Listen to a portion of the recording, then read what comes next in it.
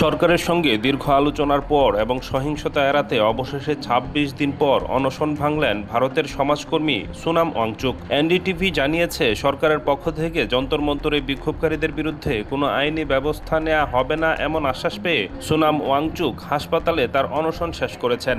পরীক্ষার প্রশ্নপত্র ফাঁস থেকে শুরু করে বেশ কয়েক দফা দাবিতে ভারতের রাজধানী দিল্লির যন্তর মন্তরে এখনও ধর্নায় আছে ককরোচ জনতা পার্টির সদস্যরা। ওয়াংচুকের অনশনের কারণ ভারতের মেডিকেল ও ডেন্টাল কলেজের ভর্তির সর্বভারতীয় প্রবেশিকা পরীক্ষার প্রশ্ন ফাঁসের ঘটনা। প্রশ্ন ফাঁসকে কেন্দ্র করে কেন্দ্রীয় শিক্ষামন্ত্রীর পদত্যাগের দাবিতে যুব সংগঠন সিজেপির সমর্থনে ২৮ জুন থেকে অনশনে বসেছিলেন ৫৯ বছর বয়সী সোনাম ওয়াংচুক।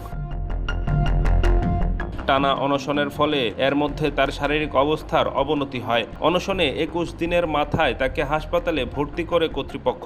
অবশেষে ২৭ দিনের মাথায় অনশন ভাঙলেন ওয়াংচুক। সোশ্যাল মিডিয়ায় আসা একটি ভিডিওতে দেখা যায়, কেন্দ্রীয় মন্ত্রী জেপি নাড্ডা এবং জিতেন সিং হাসপাতালের কেবিনে ওয়াংচুকের পাশে আছেন। একটি পেয়ালা থেকে তাকে পান করতেও সহযোগিতা করছেন তারা।